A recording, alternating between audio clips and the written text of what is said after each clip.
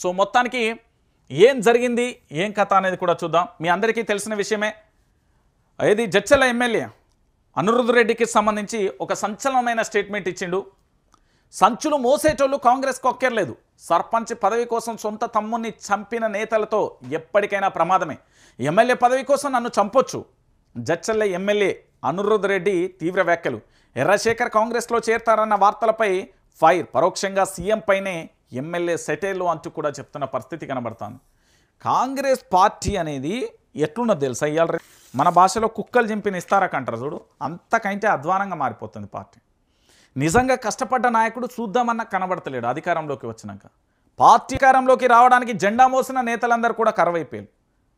Party అధికారంలోకి వచ్చిన తర్వాత కాంగ్రెస్ పార్టీకి సంబంధించి చూడలేకపోతున్నారు ఆ నేతలే. ఈరోజు అదే పార్టీకి సంబంధించిన రాజగోపాల్ రెడ్డి ఒక పక్కన తిరుగుబాటు, ఇక్కడ జడ్చర్ల ఎమ్మెల్యే మరో తిరుగుబాటు. సంచులు మోసేటోళ్ళు కాంగ్రెస్ పార్టీకి అవసరం లేదు. ఎవరు సంచులు మోస్తుళ్ళు ఎట్లా మోస్తున్నారు అందని మీ అందరికీ తెలిసిన విషయమే. ఇంకొకటి ఏంటంటే ఇక్కడ పదవుల కోసం లేదా ఇతరత్ర కోసం ఎంత దారుణంగా మారిపోతున్నారు పార్టీకి సంబంధించి.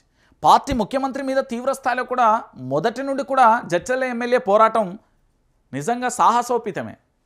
10 మంది ఎమ్మెల్యేలతో సమావేశం కానీ, దానితో పాటుగా ఇతరత్ర సమావేశాలు జరిగినప్పుడు కానీ మీరు చూస్తూనే ఉన్నారు. చాలా సందర్భాల్లో కూడా జడ్చర్ల ఎమ్మెల్యే పోరాటం ఎట్లా జరిగింది. మంత్రి పొంగులేటి శ్రీనివాసరెడ్డి మీద ఫిర్యాదు కానీ, మంత్రి పొంగులేటి శ్రీనివాసరెడ్డి విషయంలో ఫైర్ అవ్వడం కానీ, మంత్రి పొంగులేటి శ్రీనివాసరెడ్డి విషయంలో ఏ విధంగా మాట్లాడిండు అనేది మనందరం చూస్తాం. సో మొత్తానికి ఇక్కడ జరుగుతున్నది ఏంటంటే సంచులు మోస్టోలు కాంగ్రెస్కి అవసరం లేదు. సర్పంచి పదవి కోసం తోబుట్టిన తమ్మున్నే చంపిన ఈ నీచులు కూడా మాకు అవసరం లేదు అనే కోణంలో ఈయన పూర్తి స్థాయిలో. ఇంకొక విషయం ఏంటంటే ప్రమాదంలో జడ్చర్ల ఎమ్మెల్యే ఉన్నాడు అనేది వాస్తవం. ఆయన అభద్రతా భావంతో మాట్లాడట్లేదు లేదా ఇతరత్ర కూడా మాట్లాడట్లేదు. ఆయన క్లారిటీగా క్లియర్గా కూడా మాట్లాడుతున్నాడు.